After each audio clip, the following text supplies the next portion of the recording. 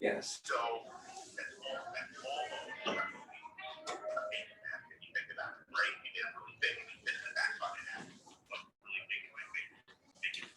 Yeah, being here, brother.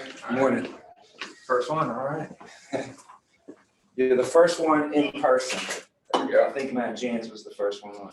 And we got something. Yes. Go ahead.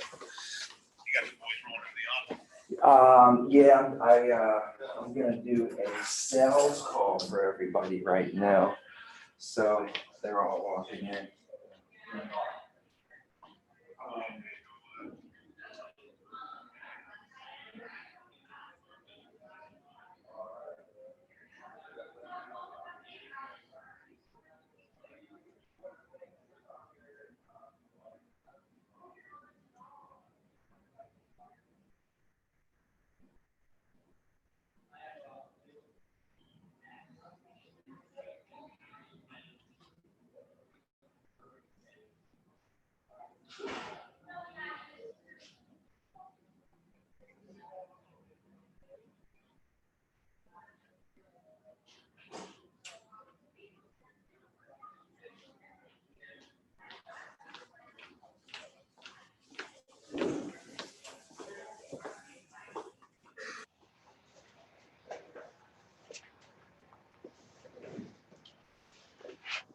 Sorry. I actually got a hold of someone. I called this guy back. I've been playing like phone tag with him. He said, "Oh, like he was set on joining the day, but he's like, yeah, I'm on my way home and I just had to drop off my wife at her family, so whatever." And I'm like, "Bro, like you can't do it, just you." He called me yesterday, left me a message saying that the only time it's available today, like late at night. And I'm like, "Hey, like I have an 8 to 9 or 9 to 10, like what works?" And he's like, "Yeah, like I have to convince my wife because last time you guys were here, she obviously knew the sales part, blah, blah, blah, but they tried to handle life insurance and we just don't need it." Now, well, to be quite honest with you, I'll go ahead and touch on two parts. So just no surprises later. Part of it will be going over the discounts and updated. And the second part is, the union allowing access, but I went into you have to qualify, and it's actually very difficult. Makes no difference to me if you can or can't. Just want to go over the benefits. And he said, "Yeah, let me just get in contact with them at work right now, but I'll call you around 4 or 5 o'clock, see if that works and what have you." And then like, yeah, I just don't want your wife to be surprised when I bring up the insurance conversation or that part. So I just want to be completely honest with you, Rich. And he's like, "Okay, I appreciate that. Blah, blah, blah." I said, "You guys were great, but we just don't really need insurance." Blah, blah, blah. Like, Yeah. that's what I think. It's actually a needs analysis, Rich. And it's going to determine that there are some gaps. I already know. And we're just going to get you squared away today during your going through. And Faith is setting an appointment right now. Yeah, Marvin should be coming. Setting an appointment. We'll give everybody 2 more minutes, then we'll go into it.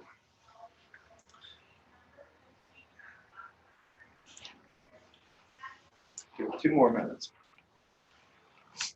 You get a haircut? What happens with this light? Is this light better, guys? Or should I put the light back on for the virtual? What do you think? Elise, give me some feedback. I honestly wasn't paying attention to the lighting before, so this is okay. All right, let me put the light back on. Okay. This is the light on. I like it off. This is I like the it off too. off. Yeah, that's a lot better. It's good for your complexion, Tommy. Well, I'll take it then. Okay. All right, good. I think I like it off just because I don't like fluorescent lights. At nighttime, guys, that's like my pet peeve is having the fluorescent lights on in my office. So I went and bought a bunch of like lamps, because I'd always be in the office at nighttime, and then right now it gets dark at like 5 o'clock, right? Yeah. So we're stuck on the fluorescent lights for a long time. You got to think about that, right?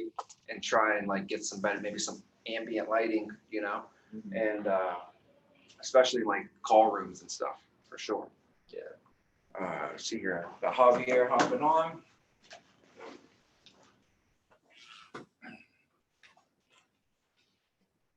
Who else we missed? Marvin's here. They're also wrapping up on calls right now. Reich, the birthday boy. How old are you, Reich? Good, good. How old are you? 23. 23. Yes, sir. All right, man. This is your year, bro. Yeah, You're Big Jordan, yeah. We're in Chicago. Uh-huh. You're 23 and you're in Chicago, man. That's your year, bro. You can push those lights back against the wall. You can just move them, yeah.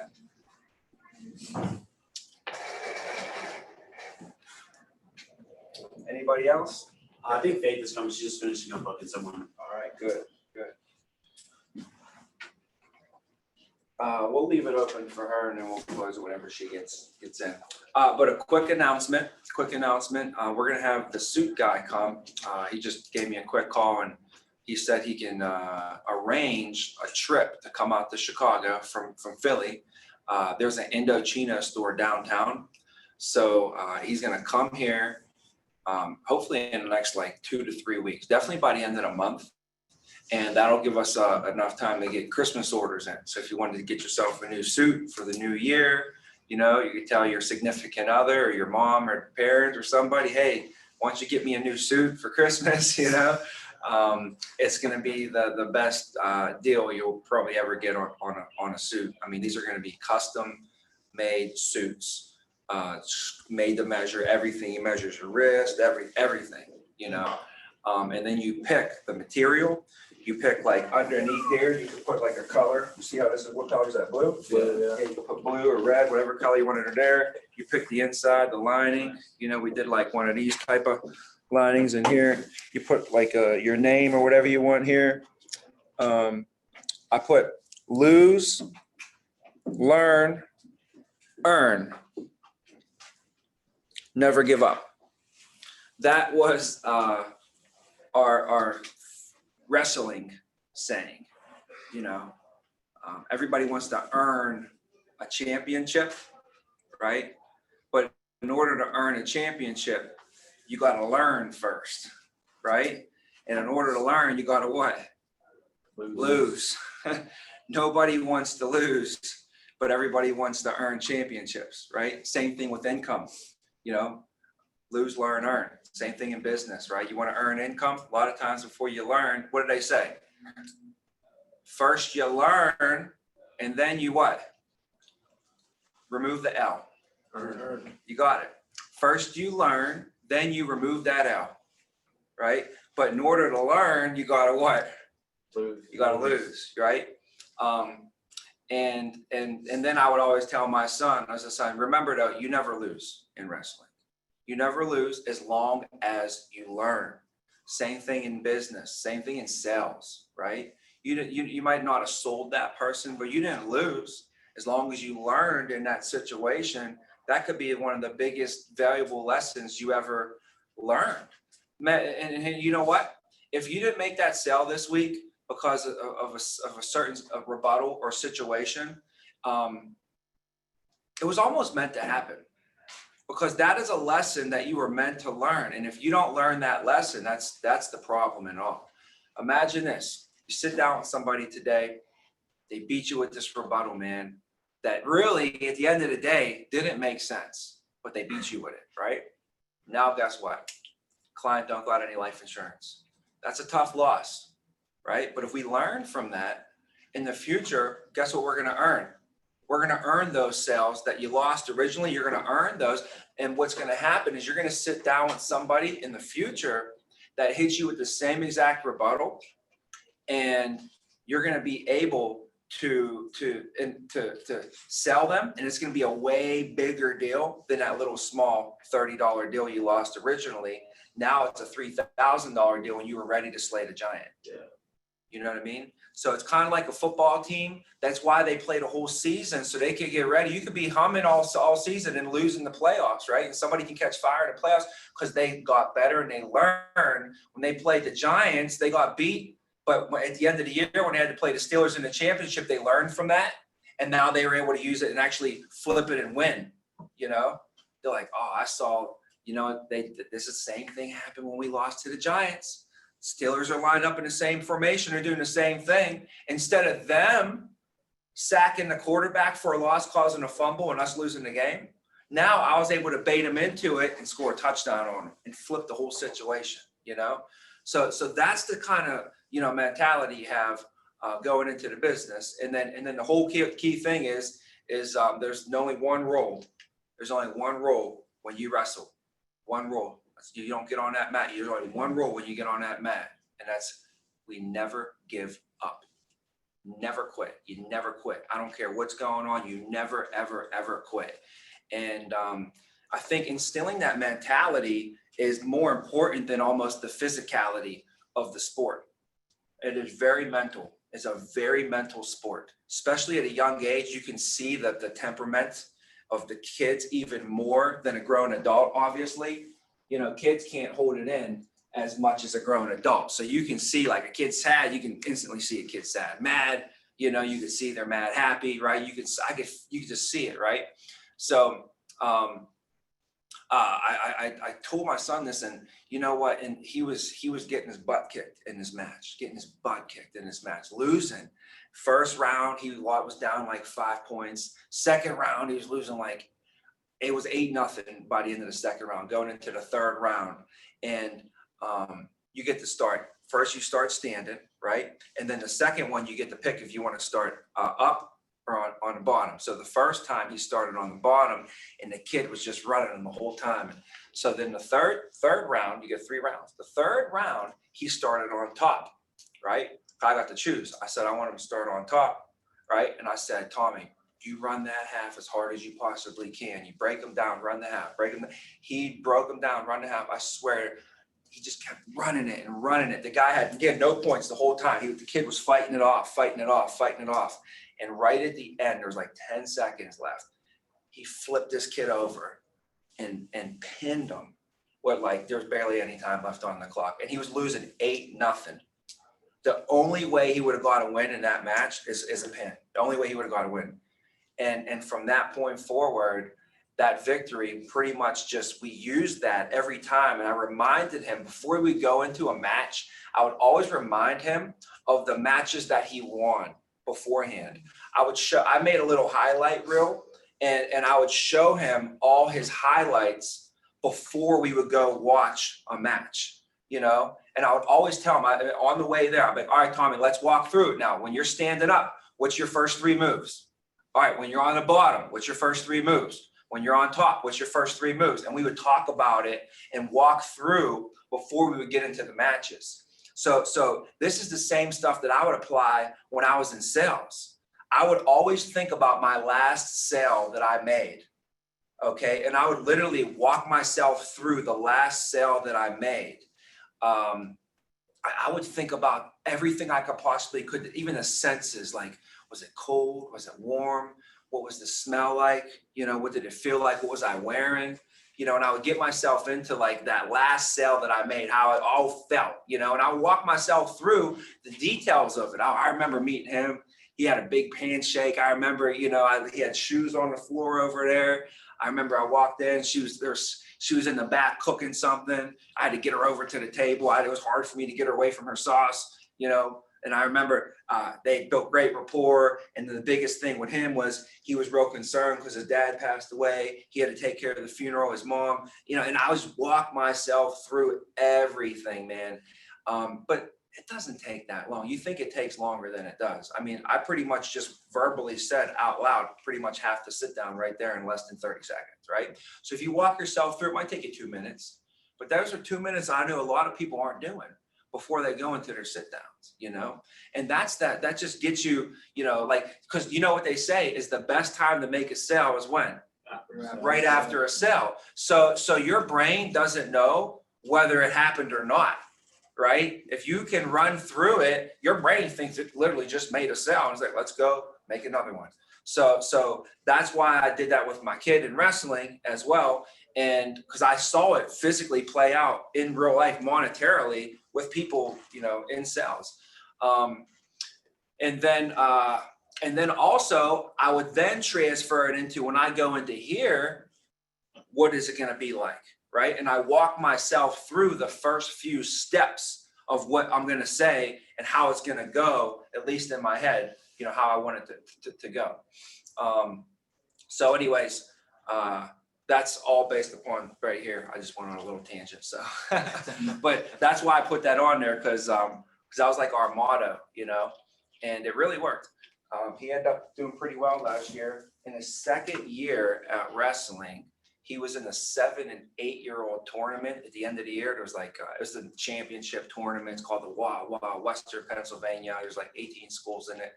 And he ended up running through the whole thing undefeated, like just like it was crazy. Like no one even scored a point on him. It was just crazy. As a 7-year-old going against 8-year-olds. You know what I mean? So I was pretty proud.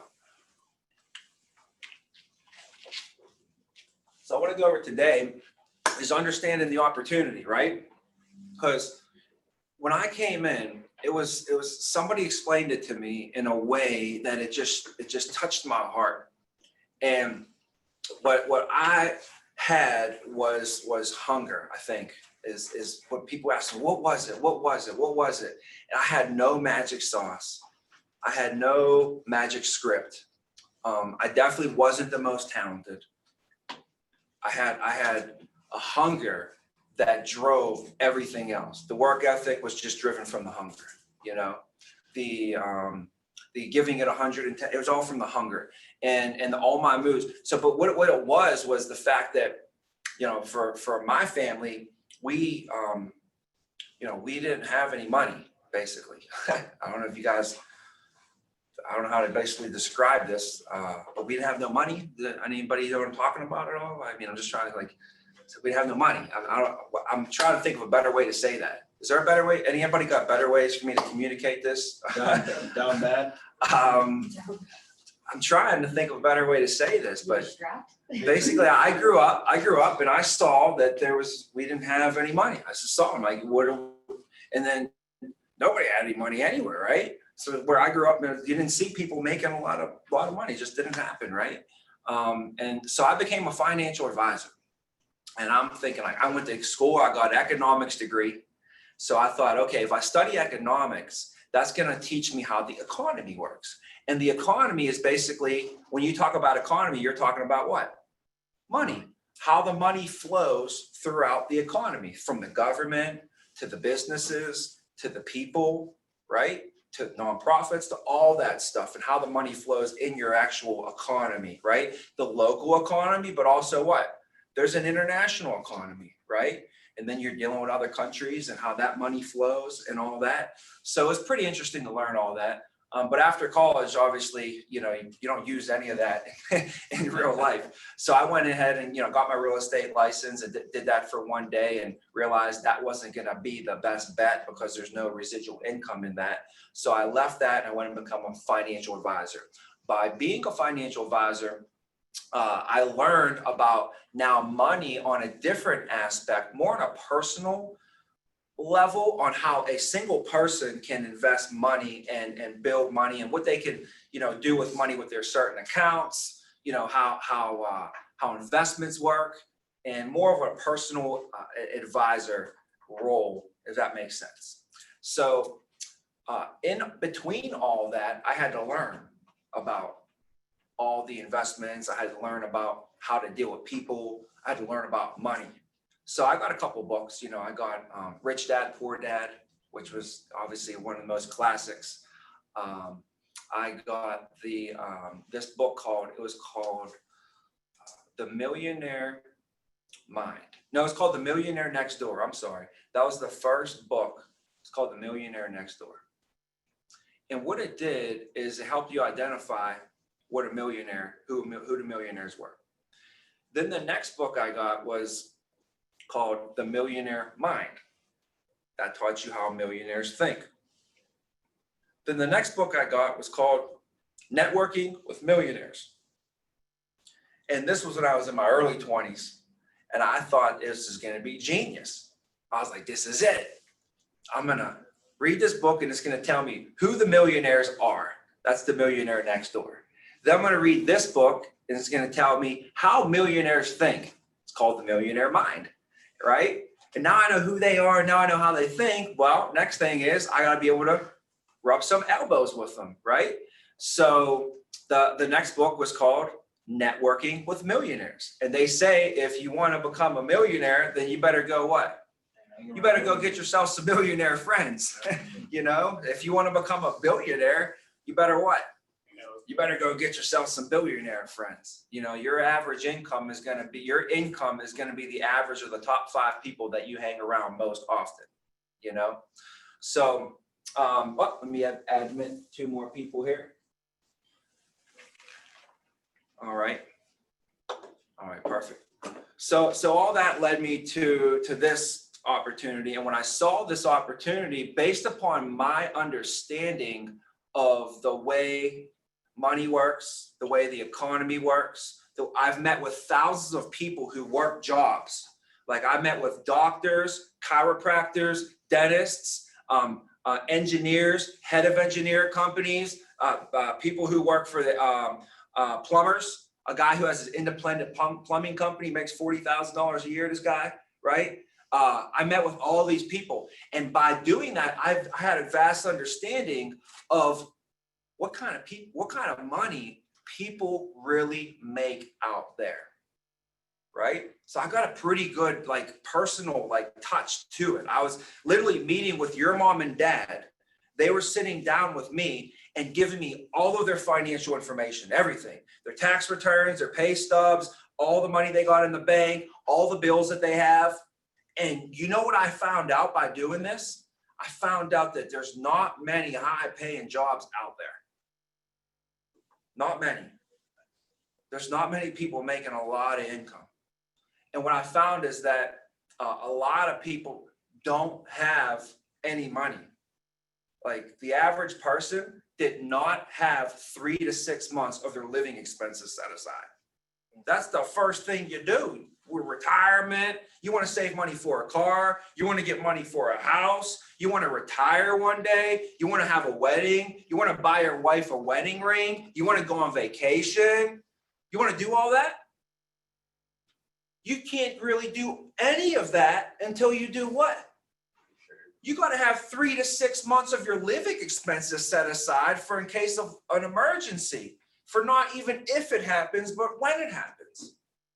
Because we know there's going to be, it's not if. Do you think over the next 10 years, something's going to happen where you're going to need to tap in and get a couple extra $1,000 for something? Yeah. You know it's not if, it's when that happens. You're going to need that money set aside. And I found that literally 90% of the families I met with did not even have that set aside. So you know what I do when I help people figure out how much money they need for the life insurance, right? I add that in to it. Say, Joe, if you passed away right now, then she would need to have at least 3 to 6 months of her living expenses set aside too. So I'd figure out how much life insurance they need like this. I'd say, so what happens is you have your need and you have what? Time. And what happens to your need over time is it changes, right? When you're young, your need is going to be typically a little bit higher. When you're young, you're going to need enough to take care of your funeral. So we'll call that at least $30,000. Then you're going to need enough to pay off your mortgage, which is $100,000. And then you're going to need at least 5 years of your income, which is $250,000, right? And then what else do they need? If they have any kids, they're going to need stuff for college, right? If they have any other debts, what are their other debts? Cars and credit cards. Yeah. Cars and credit cards would average what? At least 20 grand? Right. At least 20 grand on cars and credit cards. Okay. And then on top of that, you guys don't have any money. Do you have any, how much money you have saved up right now? 0. Like $7,000? Okay. And your living expenses are what? Like $3 grand a month? So if your living expenses are $3 grand a month and you need 6 months, that means you need at least $18,000 set aside in your cash reserve for your family, for their emergency, for them just to have. So there's another, let's call it $20,000 just for your cash reserve, right? And then Joe, keep in mind, you know, you do make $50,000 a year right now. So $50,000 a year times, you know, you're how old? How old's Joe? 35? Yeah. Okay, Joe, so when are you gonna retire? 65? Is that fair enough? So if you retire when you're 65, 50 times 30 years means you're gonna make how much money over the next 30 years? That's $1.5 million that you're gonna make for your family over the next 30 years, without including any pay raises or any matchings on 401ks or pensions or retirements. So, so Joe, you know, so Mary, I know sometimes you might not think about this, all right, but hey, Joe, let's, you know, I'd maybe make a joke or something like that, but you know, you might not think about this, but you got $1 million man right there. You know, this is the $1 million asset, right? So Joe, next time, you know, next time they're giving you some grief, you let them know, you know, if something happens to me, you guys are gonna miss out on like $1 million over here, right? So make sure you check your brakes and stuff. So, you know, whatever, just make a joke with them or whatever you want to say. It depends on your rapport and how you had the conversation going with them. But this is a cool thing to point out to somebody, right? Yeah. If you passed away today, guess what? Your family would not, if you passed away today, your family would lose $1.5 million. They'll never get, right? So that's why we need to make sure we have at least 5 years of your income protected. Does that make sense? Right? If I was doing a presentation in this room, I would have the camera set up probably just like this. You know, I might have it set up originally sitting. I might be originally sitting down. Oh, hey, how's it going? Good, nice to see you. Okay, great. Blah, blah, blah, blah. Let me pull this stuff up. We're A+ rated, you know, blah, blah, American Income Life. We're #1. You know, show them all that stuff. Tell them why we're here. Here's why we're here. Play them the introduction video. Go over their no-cost benefits with them. But eventually, I'm going to be getting on my chair and turn it up and going to the thing standing. Like, okay, so here's what we're going to be looking at. So you got whole life versus term. Let me explain to you this. Okay, here's how your needs are going to fall in. If you're doing ABC, I have A, big A on here, B, C, like boom, right on the thing where they can see it nice and big. You're standing up. You're able to give more energy through that screen. The screen is what you're selling through, guys. So if you're going to be selling through a screen, if you're going to be selling through that screen, you got to find a way to get some energy through the screen as well, right? Motion creates what? Emotion. Motion creates emotion. So if I'm sitting here like this the whole time, it's not going to really invoke much emotion into the people, right? So you want to still have good motion to where you can make an impact on your words. Now there's too much where now if I'm moving around the whole time, it doesn't make a difference. So when I was doing public speaking, I would always get into what I was saying. So I would move a lot. I would do this a lot. The whole time I was doing this. And you know what happened is it takes away from your presentation when you're doing this. And then when I actually need to make a point, it doesn't make the point, you know? So if I stay still the whole time, right? And then when I want to make the point, I can say, so now here's what we got to do. It's going to make a big difference because I was staying still. So you have to learn how to, you know, use your motions, because a lot of communication is done, you know, not really verbally, but non-verbally, right? So how can we increase the non-verbal communication that we're doing with our people, right? So anyways, this is what I would have on the board for him. I'd be like, all right, so Joe, what do you guys owe on your mortgage? 100 grand? Okay, great. I mean, if you pass away today, you need 30 grand, but if we take a look at the funeral inflation chart, you actually need 70 grand. So you need $70,000 to guarantee your funeral, you know, blah, blah, blah, blah, blah. And I'd figure out exactly what the person needs, boom, right there in front of them in less than 5 minutes, right? We should all be able to do this. It's called napkin math. You know what napkin math is? They say back in the day, you could meet your life insurance agent literally at the diner, right? And you know, pull up, like, yeah, sure, Sally, we'll have 2 coffees. They bring you 2 coffees over. He flips over the napkin, grabs a pen, and he's like, all right, so what do you owe on your mortgage? What do you owe on your cars, right? How much income do you make? You got 2 kids? All right, boom. Here's how much life insurance you need. Simple as that, right? Basically what we just did on the screen there. Now, here's what I show them, though. I'll show them this. So right now, Joe, you need really, let's just call it 70 for your funeral. You know, you need 100 for the mortgage, 250 right here. If you add all this up, that's 350, that's 420, plus another 80, plus another 40. What's that? 460 without the college. They got 2 kids, so there's another 200,000 for the college. They need about $660,000 of coverage right now, 35 years old. This is a 55-year-old. This ain't even taking care of his wife's funeral. Okay. Yeah. This is just Joe. Okay. Anybody can argue with this?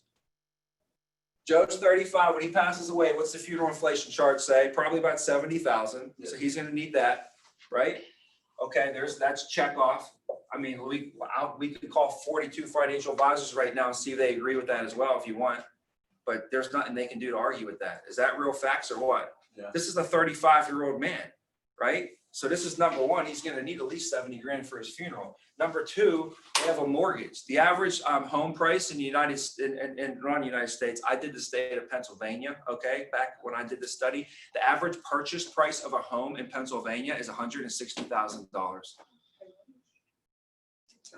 The average purchase price of a home in Pennsylvania is $160,000. That's pretty cheap. If you mortgage that home, the average person puts down what? 10%. 20%. 20%. So what's 20%? 160, about 32K. About 32K, right? So that means they're mortgaging the rest. What's the mortgage rest? That's like another 120. 128, right? So let's call it 120. The average mortgage on a new home purchase in the state of Pennsylvania could say to be average of what? 120,000, right? So we're talking a 35-year-old average situation, nothing crazy at all. We're talking $100,000 mortgage, guys. Real quick. If you get a 6% mortgage, okay, 6% mortgage for 30 years, right? What's your payment on it? Average. Let's say you have $100,000 per annual per $1,000 that you borrow. It's $6. 6 by 6 over 30 is 6. So that's an easy way for you to learn that. So you get a mortgage for $100,000, right? It's $6 for every 1,000. So 6 times 100 is what? So your monthly payment is about $600, right? About $600. Right? 600. You got it. 600. So if you have a $100,000 mortgage and you get the rates and you go to the bank and they'll say, we'll give it to you at 6% for 30 years, you're going to pay about $600 a month. Good thing today's rates are a lot lower. So you should be able to get one for 3% if you got decent credit now, right? So for us looking to buy homes, I would use this year, next year to build up your income and show income on your tax returns. So the banks will loan you money. If you write off all your money, it's great. You don't pay no taxes, but the government's going to look at you and be like, dude, you or not the government, the bank is going to look at you and say, you only made 10 grand last year. So for me, I wanted to write it all off, right? But then I couldn't go buy stuff in the economy because they're looking at you like you don't make any money, right? So I had to bite the bullet and show more income on my taxes, which caused me to do what? Pay more money in taxes, you know what I'm saying? So that the banks would loan me the money so I could buy a house for my family. Yeah. So it's a conundrum. That's a big bullet. That it kind of stinks a little bit. So, but you want to start doing that sooner rather than later, But anyways, just a little side note on that. So back to it though, 100,000 is not a crazy thing for somebody to have a mortgage, right? Next thing is for somebody to make $50,000 a year. Is that crazy? No, that's $250,000 in income protection. For someone to have 2 kids, nothing, right? So they have 2 kids, they need $200,000 for college, right? And then what was this 20,000 for up here? Credit cards and a car. Yeah. I mean, most people have credit cards and a car. I sure heck wouldn't want to leave behind credit card bills to my family after I just passed away, right? we don't never want to leave behind a liability when we pass away. You know, that's why we're setting this plan up, you know, to leave behind a legacy. And then cash reserve. Most people don't have their cash reserve set up. So they need 660,000 today. But as you get older, Joe, what's going to happen with your need is it's typically going to go down because now you're paying off the home, right? The kids are now getting older, and hopefully, you know, they're moving out. And now if you pass away, you're not going to have 30 years of income your family's going to lose, right? So as you get older, eventually you're not going to need income anymore. And all you're going to need is just enough for when you pass away. Okay? And when you pass away, the two concerns is making sure that you have your funeral taken care of and that you're able to leave a true legacy behind for your family. So we need to make sure we have enough for that big when as well. And just like we talked about before, Joe, you know, to make sure we have that when, we're going to use the when coverage. What's the when coverage, Joe? We just went over this, right? Whole life. But if you pass away before 65, let me ask you, there's always a possibility that we could pass away before 65, right? You can say yes. You say, okay, if that happens, we're going to use the if coverage, and we're going to use the term that we were just talking about as well. Does that make sense, Joe? Okay. So, and then what I would do is I'd give him his recommendation. I say, so here's what they would recommend. You know, option A would have you covered for, you know, 660,000. And the way we would cover that is we'd have 200,000 would be accidental death benefit. I'd probably do at least 100 to this. Let's say option A is a big one. So we'll do $200,000 of whole life. And then I'll do the other, you know, $260,000 of term coverage for him. And that's the way to structure it. Option B might just be like the 200 of ADB. Okay, it would be 100 of whole life, right? It'd be 100 of whole life, and then it'll be 360 of term. And then option C would be 200 of ADB, 50 or whatever you want to put, maybe 70 or 50. Say we'll get you a door with 50,000 of whole life, and then the other one would be 410,000 of term. Those would be your three options, right? And that's how they can cover their need. I mean, what do you guys think? If this was your parents, what would be some better options for them to get that? If your parents, if you're the little boy or the little girl in your living room right now playing with your cars and trucks and dolls, and the insurance agent is sitting in there talking to your mom and dad, what do you want that insurance agent to do? Make sure they're protected. Make sure they're protected? Yeah, right? What if your dad says he can't afford it? What you want you like that life insurance agent to do to your dad? Make sure you get some terms so you can afford it. He says he can't afford it. What do you want him to do? Make him realize that he spends money on dumb things instead of making sure his family's protected. He said, yeah, but I can't afford it. What do you do? Only 3 times people really can. You know, it's a lot easier for you to put. So what he says, I don't need it, right? I want to think about it. What do you want that life insurance agent to do to your parents? Close the shit out of them. Close that mother effer down. You better tell my dad to stop acting like an idiot and get him some damn life insurance. Don't be a little punk, please. Like if I'm in, you feel me, right? Like if I'm the kid and I'm in there playing, if I could go out like, you better be the best damn salesman in the world right now. You hear me? You better be the best damn salesman in the world. You better be on your P's and Q's. You better sell the shit out of my mom and dad. Sell the shit out of them.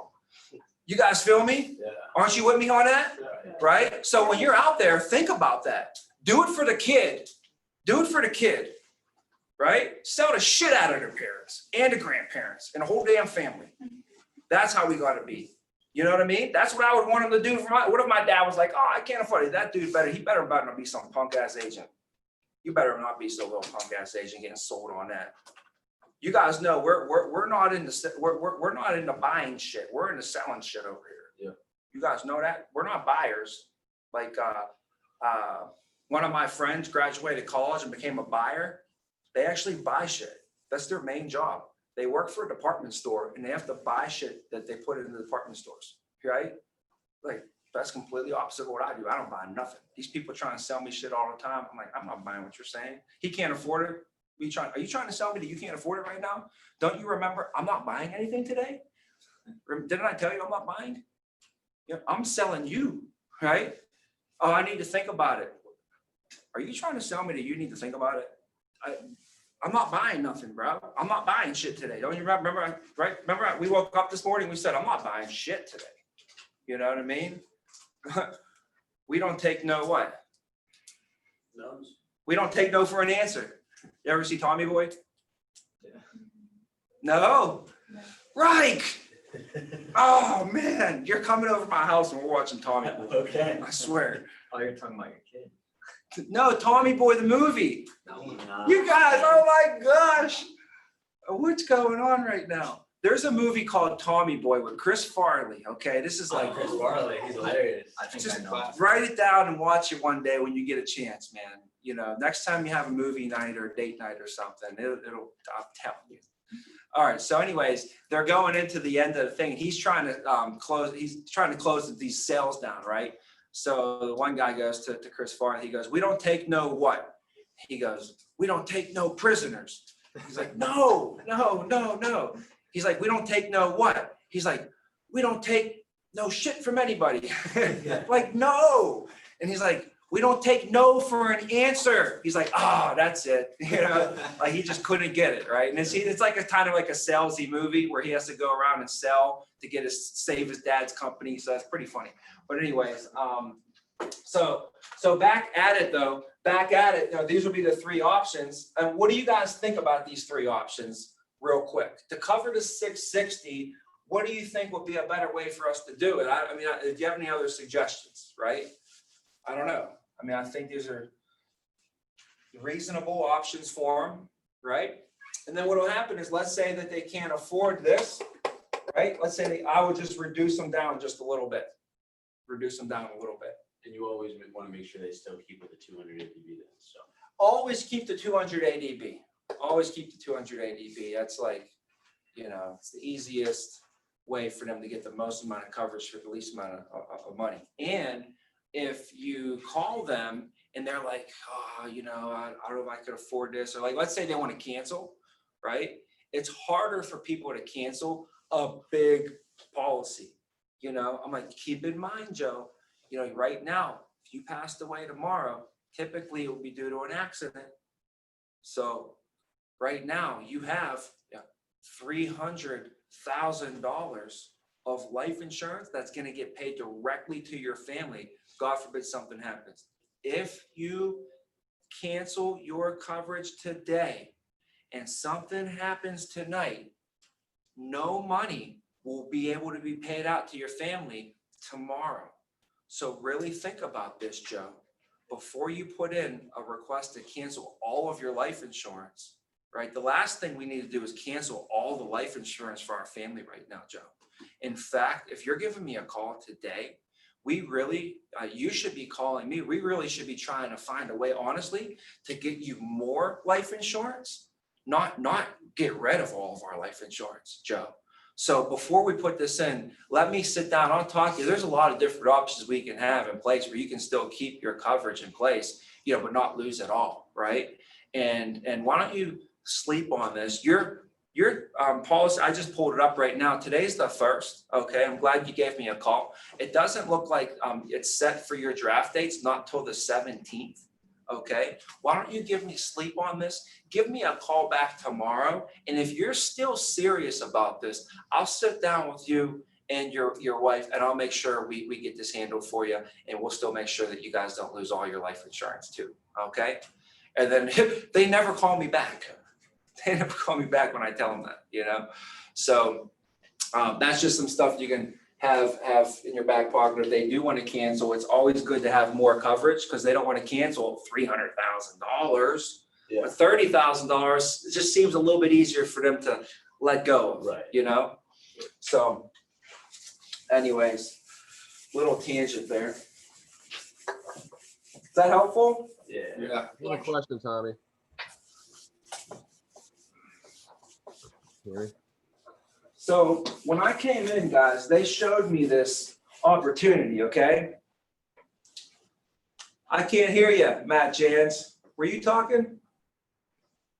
Yeah, I have Maybe a mine's question muted over before you erase that. But when's a good time to go over all that? Would you go over that before the needs analysis or during it or after?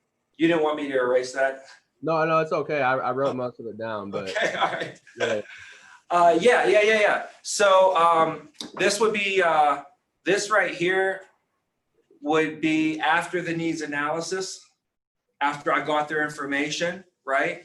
And I already went over whole life and term with them. I used all the what, if, and when analogies, educated them on that. So after I get their information in the needs analysis, I'll typically do a paragraph after the mandatory read-off letter, make sure I get that. I don't want to think about it off the table. And then I'll do something to smash the affordability, which would either be like, you know, Joe, you know, if you set aside $5 right now out of $100 that you took home and you set that aside to protect your family, would that take food off your table or drastically change your lifestyle? As most people don't really say it would, but they always make me ask because they figure they could take 5% of our income to protect the other 95%. Because if we don't do that, then two things are guaranteed to happen pretty much 100% of the time. And you know those two guarantees in life, right, Joe? What are those two guarantees? That's right, it's death and taxes. Now, I know some people who got around paying taxes before, okay, but I never met anybody who got around dying. So for you, Joe, the first benefit that they set up for you is your freedom of choice certificate. You know, the biggest concern was our funeral and final arrangements. If you can't, they actually set up a video to break this all down for you. So go ahead and watch that video real quick. And then it'll go over the video for funeral and final arrangements, right? And then afterwards, the computer is going to pop up and it's going to come up with the recommendations, right? Yeah. So this is where I just go over the recommendations form, right? I say, so for you, Joe, the expert simulator is recommending to have $30,000 in whole life protection in place to guarantee that your funeral and final arrangements are never burdened to your family ever again. Right now, you currently have $0 in place for that. The expert simulator has identified that there's actually $0 in place for that. So it's showing a need right now for $30,000, okay? And Joe, Mary, it actually recommends to cover that need of $30,000. Does that make sense to you, Joe? Does that make sense to you, Mary? Now, if you can remember back from the video, one thing I need to add here for you is that $30,000, it's going to be on your freedom of choice certificate for you that they set up for you. So Joe, they set you up with this freedom of choice certificate. And what this is going to do for you is going to guarantee to take care of all of your funeral and final arrangements so that your family doesn't have to. And I point right at Mary when I say that.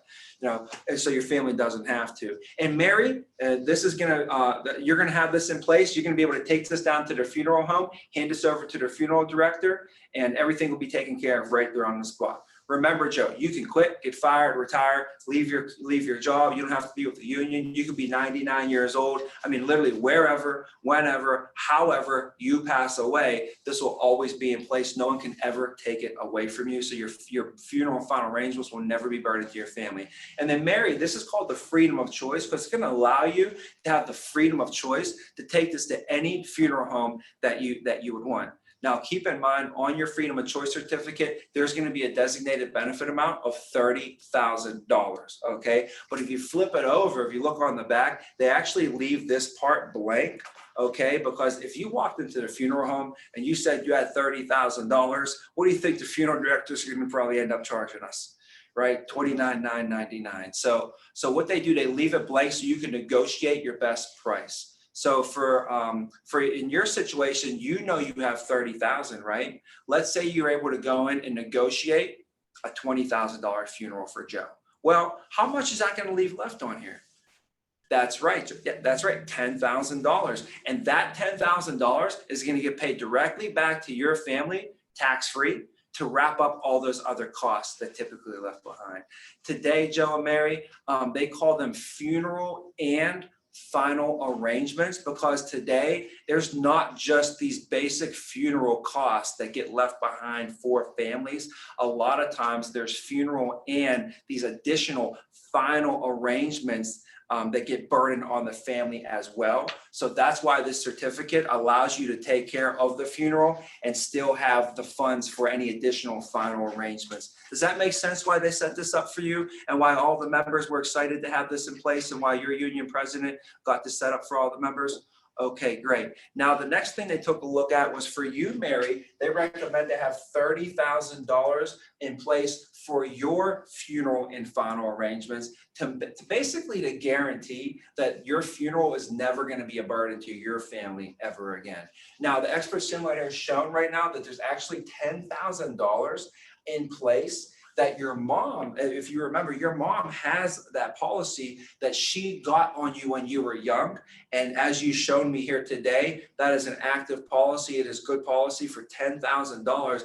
And that'll be what an expert simulator has shown you currently have in place. But it's showing a need right now of $20,000, and it recommends to cover that need of $20,000 as well. Does that make sense for you, Mary? Does that make sense for you, Joe? Now, keep in mind for you, Mary, that's also going to be designated for you, and it's set up right now. They set you up with your freedom of choice certificate.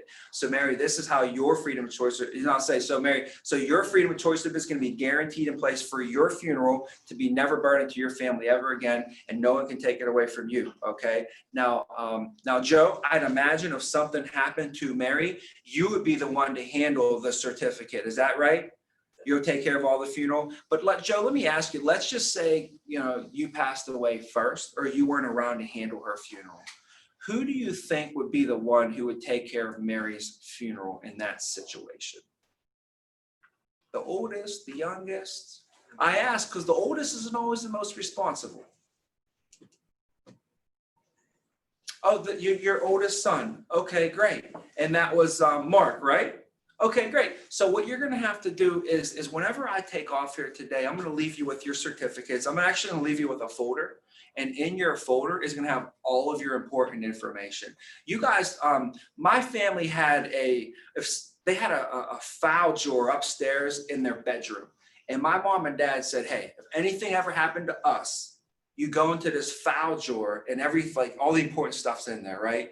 Okay, I'm sure you guys probably have something like that as well. Okay, the folder that I leave you with, that's where you're gonna wanna put that. Okay, so whenever you get that folder, you just make sure you put that in file drawer. And then whenever your son Mark comes home from college, when he comes home maybe over the holidays for Turkey Day, or when he gets home from work later, or next time he comes to visit with the kids, I mean, whatever you say to him, right? Next time Mark comes over to the house, you're gonna walk him up to your file drawer, make sure you pull this folder out and you go over it with him. Okay. And if you guys have any questions, you can always give me a call as well. But you're going to have your freedom of choice certificates will be right in there. Does that make sense for you, Joe? That makes sense for you, Mary? Okay, great. Now, the next concern they had was loss of income, right? So this video is going to actually explain to you the importance of our income. Boom, play that, show them what it recommends. I go like this. So Joe, the expert simulator is currently right now recommending to cover 5 years of your income. Does it say that on, or it says probably 250,000, right? I don't say 250. Okay. I'm talking about income protection. So the expert simulator recommends to cover 5 years of your income, Joe. And right now it's recommending to cover 5 years of your income, because if you were to pass away, it needs to make sure your family continues to have your income for the following 5 years. And the reason is because you're the main income, and you have young kids in the home. So your family would need to have that income for the following 5 years just to keep a roof over their head and keep the bills paid. So the key is, guys, I always tell myself this: you have to say 5 years 5 times at this part. I don't say 250 until I say 5 years 5 times. So I'll say you have to find, so you find a way to just keep saying 5 years, 5 years of income, 5 years for you would make sure that if you passed away today, your family would continue to get that income for the following 5 years, especially when you're young and you have a young family, young kids in the home. 5 years of your income coming in will allow them to make sure they have a roof over their head and keep all their bills paid. So now for you, Joe, 5 years of your income comes out to be $250,000. Okay. So the expert simulator has identified that. Now, the second thing it has shown, though, is that right now you have $0 in coverage for that. So it's showing a need of $250,000, and it recommends to cover that need of 5 years as well. Does that make sense? And I go back to 5 years again. Go back to the 5 years. You don't want to be talking about $250,000 at this point. Find sometimes we'll just read the screen and we'll just start talking about $250,000 a term when we're not selling $250,000 a term. We're selling them 5 years of income protection. Yeah. Right? We're selling them funeral protection. We're not selling them $30,000 the whole life. You know, we're selling them the mental concept of when you die, your funeral is never burdened to your family. Right? When you pass away, your family got income for the following 5 years. That's what we're selling. That's what we're going over with them, right? So let me go back real quick, because sometimes people have coverage through work and that uses that. So for instance, the expert simulator, Joe, is recommending right now to have 5 years of your income protected, young family. So it recommends 5 years of, God forbid you pass away, your income comes for the following 5 years.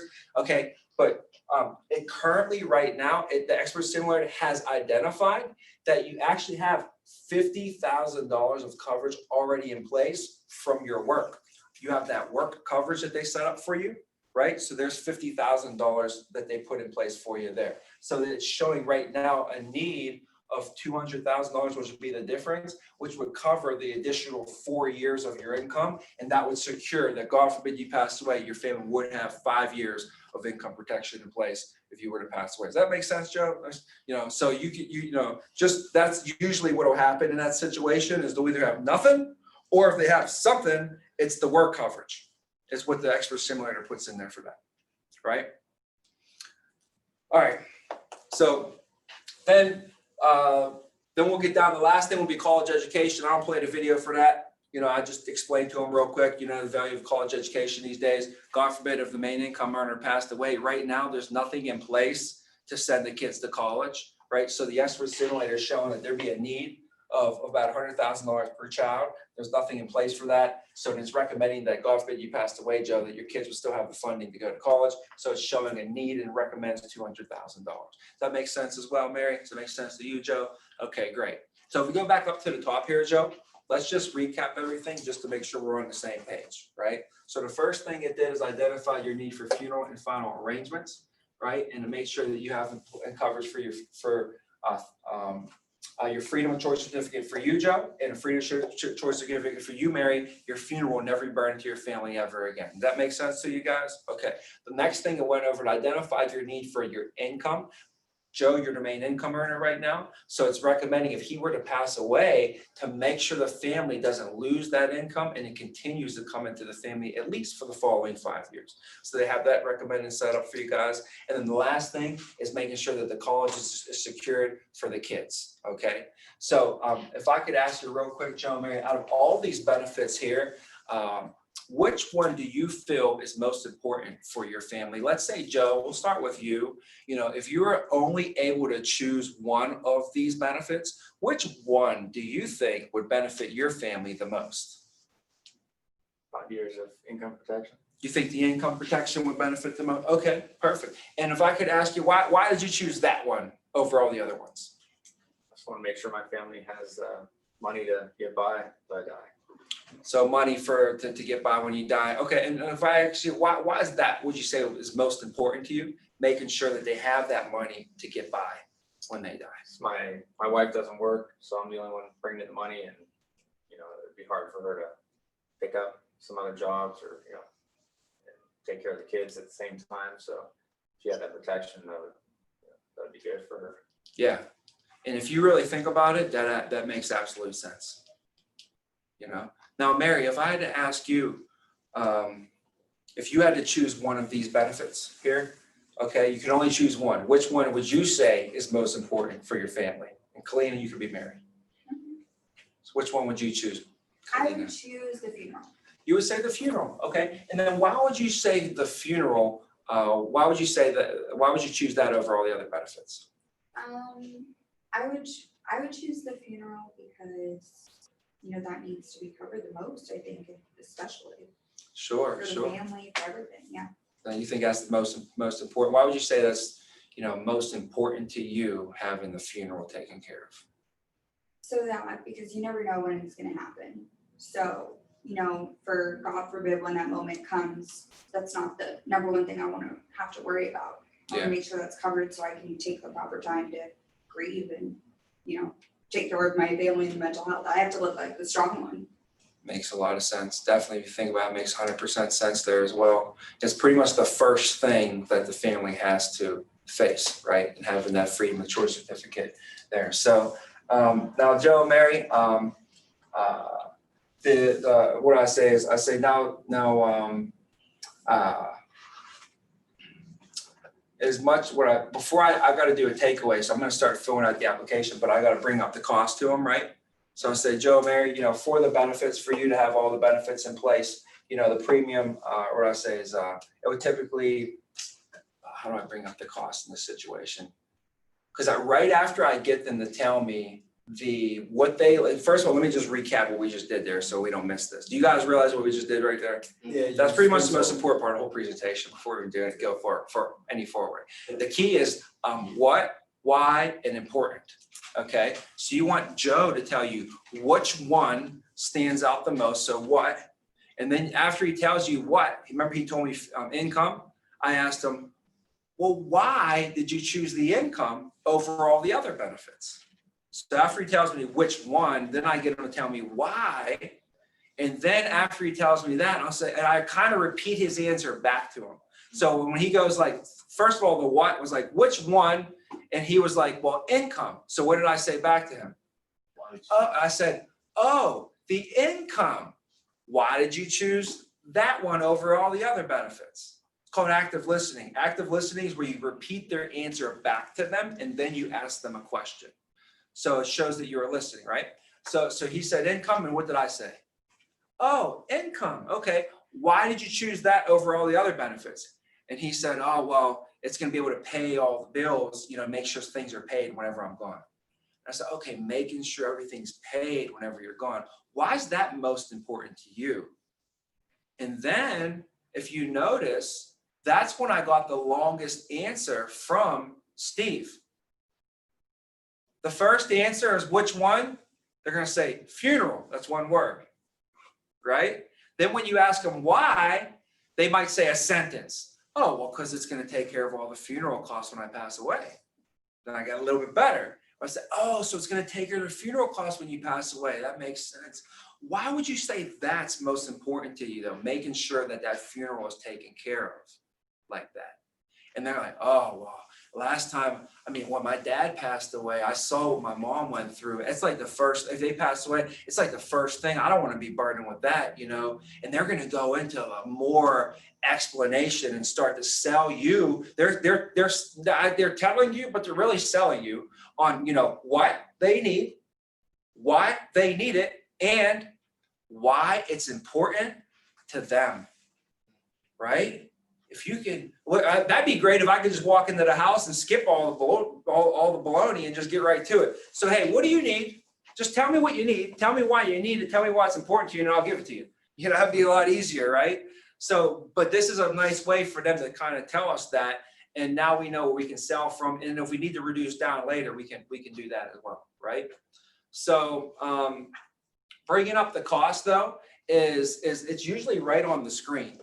Right? When you click next, the needs analysis pops up on the screen, you know? So I was just saying, so Joe, in order for you to protect your family with all these benefits, I do need to make sure you guys can qualify first, okay? And one of those, you know, I don't even say that. I have to make sure you can qualify first. But for the program right now, to protect your family with all the benefits, it's just gonna be $42 a week, okay, which is less than a cable, less than a cell phone bill. All right, but the main thing is I need to make sure, everybody wants to try and qualify for them, but I need to make sure you can qualify first. So then I start filling out the application and I take it away from them. You know, go over the cost with them, tell them it's less than a cable or cell phone bill, right? And then take it away from them and start filling out the application. That's typically what I would do. You go over the cost of just one option? That's what the needs analysis recommended to them right there in that situation. So that's how you pitch the needs analysis. That's how you just straight pitch the needs analysis. Usually it's going to pitch a big check too, you know, typically 5% of their income, you know, what's 5% of their income if you're making 50 grand a year? 10,000. 2,500. 2,500. That's $125 check, right? Isn't $2,500 $125 check? 2,500 is like about 200. Oh yeah, you're right. That's Yeah. I was thinking of 1,500. I'm Yeah. sorry. I apologize.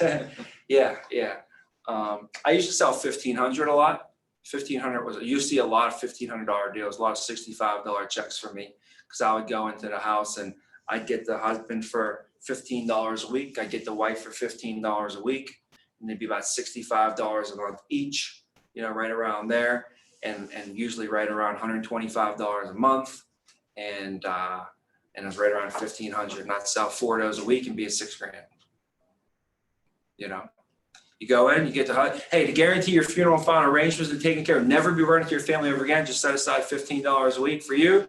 Your freedom of choice is in place. You never got to worry about that. Mary, set aside $15 a week for you. Your freedom of choice is in place. You never got to worry about that. Never burn to your family ever again. And they're happy. They're setting aside $15 a week. They got their funeral taken care of. If they want to go get a prepaid funeral right now, they'd be setting $400, $500 a month aside. Right? If you want to go get a prepaid funeral right now, they're $500 a month. They're $300 to $500 to $700 a month.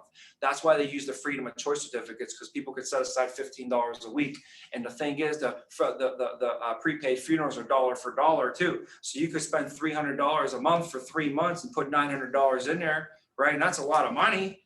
But if you pass away, guess what your family's going to get? A $900 prepaid funeral. Someone could put $15 a week aside here for 2 months, pass away, and your family get $30,000, right? So that's why they set these up. So when you present your options, you know, A, B, and C with the term, do you do the term option as like the top and the whole life and then the ADB, or do you show ADB the whole life and then the term? Oh, if I do Like the A, B, if I write ABC down, I would. because I want to know if it's like you want to put, because you always put 200, you want to put the 200, which in most cases would be the most amount of coverage it would be getting. Yeah, Or do you want to put it at the I would bottom? do ADB term whole life. Okay. That's what I would do. And when you pitch the term, when you're saying from option A to C, you increase the cost, you increase the term, and then you start decreasing the whole life. Correct. Okay. Yeah. So So option A, you know, you would have like, when you write option A, do you want to write, you know, $200,000 a whole life, $200,000 of term, and $200,000 in ADB, or do you want to put ADB at the top, term, and then whole life, right?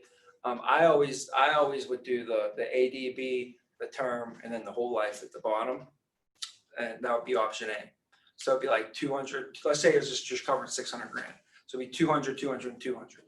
But then option B will be 200 ADB, 300 of term, 100 whole life. And then option C would be 200 ADB, 400 or 350 in term, and 50 of whole life, right? and if let's say if they get 300 in term, I know you can only give 200K of ADB, but if they have 300K in term, are we able to match that to 300K of ADB, or is that only applicable with whole life? If they have 300K whole life, then they can get 300K ADB. I don't know the answer to that. Yeah. I don't know. So he's asking, how can we get them 300,000 of ADB? I think it's if they have $300,000 of coverage, but somebody might, It might be you have to have 300,000 of whole life in Okay. order to, I think it's just coverage period, you know? Yeah, to get them up to 300 of ADB. Yeah. So the key is keeping the coverage amount the same, but getting the premium down a little bit. Notice the coverage didn't change. A, B, C, they're still getting the same amount of coverage. It's just structurally where the premium can fit them a little bit better. And then they're now educated and understand, and you can educate them as well a little bit more on the differences. Obviously, this option A is going to provide more whole life coverage, right? Here's the benefits of that. Option C is going to have less whole life coverage. Here's the benefits of that. We could always, convert later on down the line and all that. And if option C isn't affordable, what would we do to reduce that down, guys? Chop the whole life. Chop the whole life down even more. Yeah. Chop it down even more, guys. You don't take the ADB off? No way. Or No way. down- That's the down. worst thing for the clients. What's the worst thing? What's the best thing to do for the clients? And think about it, right? The guy and the family, they want the coverage. They need this coverage. They know they need it. It's all out there on the table, right? The writing's on the wall. But affordability is a true issue with these people, and they want to get it, but they can't afford it, right? So you're like, okay, if I can save them $16 a month on their premium, right? I can lower the whole life from 50 down to 40, or I can lower it from 50 down to 35, lower it down, that just save them $16. If I go from 50 to 35, how much life insurance did they lose? 15,000. So now instead of them getting 600, they're gonna have what? 585,000. But I saved them $16. That got them from where they wanted, they were over 140, they wanted to be around 120. We got them in the 120s, right? Or I can save them $16 by taking off the ADB, right? So now they went from 600,000 down to what? 400,000. See that? Yeah. What's better for the client, Having the ADB. right? For sure. So that's the idea right there. Same thing with the term coverage, And how do you go about picking which terms you want to choose with? Do you only stick with your 10-year, or do you, because I know the 4-year is cheaper in price than the 10-year, but is that just depending on how you see, like with the member, like how you want to give them the 4 or the 10, or like? Yeah, I just roll with the 10. Okay. I just roll with the 10 because it attaches right to the whole life Right. perfectly. It's on the app. It's like meant for a $30,000 whole life policy attached with a 10-year RNC is like a match made in heaven. Yeah. Those they were like, those two were like meant to be Right. together in the end. Yeah, the only reason I want to ask is I've been sitting down with people who have like 4-year RNCs. Yeah. I've just been like, they didn't know that was for 4 years and the price would change, and I was like, okay. I was wondering if maybe they pitched them a little bit differently on how the term would work. They thought they would. Yeah, I just tell them every 4 years it's going to go up on a 4-year RNC. You got to let them know every 4 years it'll go up, and typically it's 10% or less. It's 10% or less typically when it goes up. So it's not a big jump. Even on a 10-year, you'll see on a 10-year, it's not that big. Even after 10 years, it's maybe 10%. So it's not that bad, right? And what's the convertible aspect? I mean, they can convert it to whole life. Yep. Do they have to requalify or? So the way you can convert term, Faith probably knows this now. The way you do term policies is if the client is healthy, just convert it over and give them the nice non-tobacco rates for preferred or executive or whatever it is. If they're not healthy, you can still convert them over the whole life. They could be the sickest person in the world, like on their deathbed about to die, and you can convert it over guaranteed no matter what. There's nothing that can stop that. But you have to give them whole life smoker rates. That's all. But they can convert it all over. That's the difference. That makes sense? Mhm. Yeah. All right. Yeah. So yeah, this was an off topic, which I had a whole plan on what I wanted to go over, and we ended up going over sales stuff today. I didn't really want to go over sales stuff today. I wanted to go over you guys understanding the deal, and I wanted to go over, that stuff more. And we just went straight into sales, which is good though. I mean, that's what this is about. So, if we got sales questions, let's get them answered. Hopefully I can answer, provide some answers to your questions. And if I don't got the answer, I got tons of people who can get the answer. And I'll tell you, I don't have all the answers. I don't have them all, Gio comes in and asks me questions about like just reports and these numbers and like, we got to look it up online. And we go, I don't know. Let's look it up together. Let's call Brody, right? So Brody's like very technical. Brody knows like all the ins and outs. He knows the rules and like, what's the stipulations on this, or what's the rules on this, and what's the laws over here. Like he knows like all that stuff. So, I'm always like, just call Brody. Let's just call Brody. He'll tell us the answer, right? But the other day we were wondering, when you start with the company, that your first 45 days, you're at 50% commission level and a 75% advance. Then after that, it switches to a 60% and a 65% advance like everybody else, right? Yeah. And we couldn't remember if it was 45 days or 90 days. I'm just like, let's just call Bernie with that, right? I'm not even going to try and make up an answer. Same thing in the homes, guys. If you want to look smart, don't act like you have all the answers. The best thing you could tell a client is, you want to know what, Joe? That is a great question. Before I give you the wrong answer, okay, I'm pretty sure that I know what it is. I'm pretty sure that it's this, but before we go ahead and stamp, 100% that is, let me just give a call to the manager. Let me ask my general manager, or let me ask my manager, my supervisor, whatever, and verify before that. Your client is going to appreciate that so much more than you trying to make some shit up. Yep. I'm telling you, and it's going to make you look better than you think it will make you look worse. Like, oh no, I'm going to look like I don't know what I'm talking about because I don't have all the answers. But it actually makes you look better. They have more confidence in you, to admit that, right? So keep that in mind as well.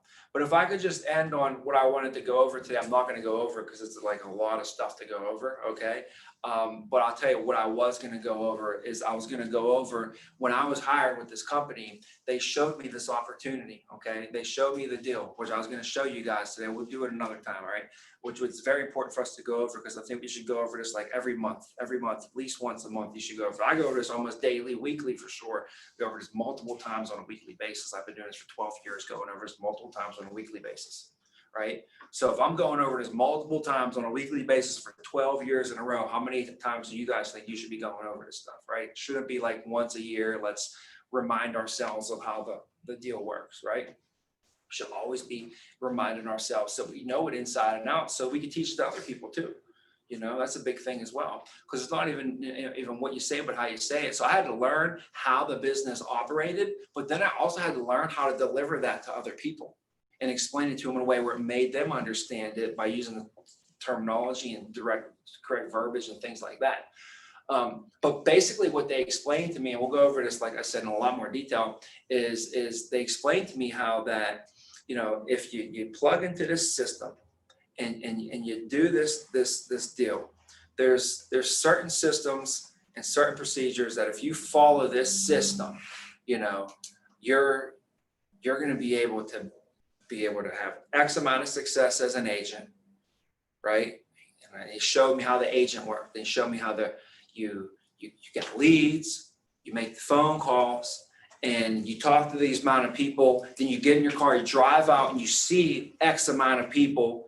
And out of that amount of people, on average, this is how many say yes and enroll. And this is the rate that they do it at. And it was 600 ALP when I started. So they're like, you have to sit down with 15 people and you have to sell 5 a week for 600 ALP each. So that's 3,000 a week. And that was what I was brought in on. They told me that's what you do when you come here. So if I was ever under 3,000, I was literally in the corner like, mad thinking I was like a bum. You know what I'm saying? Like, I better get my shit under control. You know, I better fix this. So I learned the agent. They said, if you do that, then what happens is when you get promoted to a supervisor and you start training and developing your team. Okay. And if you have your team do the same activity that you were doing as an agent, because if you did it, then you could teach them how to do it, right? So you can't give what you don't have. That's why I respect the company, because they'll all promote from within. So they said that if you teach your agent to do exactly what you did and get that same activity, and you're the supervisor, you're going to make X amount of dollars off of that, right? And I said, okay. And they said, but if you're able to train them well and your team flourishes, then your team's going to grow. You're going to get promoted to the next contract. And at this level, if you're able to teach your supervisors, to teach your agents how to get that activity that you got, that they got, and they get it, and then you're getting it, you're the GA, you're getting the same activity. So I'm still getting the same activity. My essays are getting the same activity. The agents are getting the same activity. We're teaching, growing, everybody's. Now, your people are going to make this amount of money over here. Your agents should be making at least 50 to 70,000. Your supervisors should be making 70 to 100,000. And you're a GA, you should be making 100 to 150,000. Doing that same activity, same operation. And then they said that when you become an MGA, that typically you have 10 people on your team at this point. And whatever bonus that they get, you get 100% of that. And I immediately went to the math. I was like, wait a minute. It's like, what's the average bonus? I said, well, the average bonus is typically about $200 to $235 a week. Okay, so if I could get 10 people to get a $200 bonus, that's $2,000 a bonus, and I get matching on that? He was like, yep. I was like, I was like, okay. And then what would my paycheck be? And we went over to paycheck. Because if you have 10 people that do 2,000 ALP, that's 20 grand for a week. As an MGA, you're going to make $2,000 bonus minimum, and your paycheck will be $1,000. Like, I'll make $3,000 for the week just by having 10 people do that. I was like, well, what does that mean, right? And I was like, how do you get one person to do 2,000? Replicate. They have to sit down with 8 to 10 people a week, the average, 8 to 10 people a week, okay? And in order for them to sit down 8 to 10 people a week, I have to get my agent to have 20 appointments set. Now, in order to do that, I have to be good enough to get my agent to have 5 appointments set on Tuesday. Do you think are you good enough to get 5 appointments set on Tuesday? Yeah. Right? If you can get 5 appointments set on Tuesday, I bet you can get your buddy to get 5 appointments set on Tuesday. All you got to do is get your buddy to get 5 appointments set on Tuesday. If they get 5 on Tuesday, then you know what that says? They can get 5 on Wednesday. And if they can get 5 on Tuesday and Wednesday, then they can get 5 on Friday and Saturday. And if they do 5 Tuesday, Wednesday, Friday, Saturday, just did what? They set 20 appointments for a week. And if you set 20 appointments a week, you know you're going to see at least 8 to 10 people. And if you see 8 to 10 people, you know you're going to at least come home with 2,000 ALP, right? So it's not that crazy, you know? And so they showed me that in if you can get 10 people to do average numbers, you're going to be making at least $150,000 a year for the rest of your life without me even writing any business yet. So you know what I had, guys? I had hunger, and I saw that, and I had hunger, and I said, I'm going to make that happen regardless of, don't matter what it takes. And I went at it absolutely relentlessly for the next 8 months of my life. And I picked my head up in March of 2009, and I became an MGA. And that year I cleared over $200,000. That's what I'm talking about, Javon. I'm talking about we need to find some people that are hungry, that will tear themselves to pieces. They'll shred themselves to pieces to make that happen. That was me. That was me. And I know there's people out there like that. I know that there was someone that went to bed last night praying for an opportunity. Just an opportunity. They're just like, just give me a chance. Give me a sliver of a chance. And when I saw AIL, I said, is it possible to make $250,000? I mean, really though, like, is it possible? They're like, yeah. I'm like, what's the chances? What's the chances? Is it 5%, 2%, 1%? I just need to know there's a chance. Even if it's 0.5%, I'll do it. Because where I was before, you know what the chances of making $250,000 were? 0. You feel me? Does that make sense right now? Where I was at before, where my family was at in life, the chances for anybody in our family to even think about making $250,000 did not exist. I came here, they said, if you can be a 1%er, if you can make it in the top 1%, you'll be making $250,000 for the rest of your life, no doubt about it. So the question is, are you a 1%er? That's what they asked me. They said, are you a 1%er? Are you willing to do what all the other 99 people are not willing to do when they all give up, when they all make excuses? That's the difference, when you can make it to the 1%, that's the difference, the 1%. So I said, you want to know what? If there's a 1% chance, I'm getting it. I'll get it. If I start at 20, I'll cut myself to 21%. Then the next day, come in and coach me, coach. Coach me and get me to 22% if I got to. Next week, put me through the ringer and get me up to 23%. If it takes me 100 weeks to do it, I'm going to find a way to get to that 100%. And I was so willing to just literally do whatever it took and cut me all the way down. It's like, when Michelangelo gets a piece, it's just a big piece of marble. When I was in Italy, Michelangelo he took the people, when he did what was his big thing? The David, right? David. He took the people who wanted to do David. It was a big family. Big family made him carve this thing to David, right? And he took them all the way into the mountains and hand-picked the marble that he wanted to use for this. He didn't just say, ship me in marble. He went all the way out there, and for like weeks, they searched and mined and dug to find the exact type of marble that he wanted to use for that thing. And when it came in, you know what it came in like? This big, ugly little thing. And he had to go in there every single day and chip away and chip away and chip away until it became what?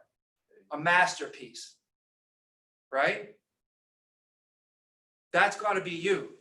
You got to be willing to get chipped away until you can be like, there's nothing like that.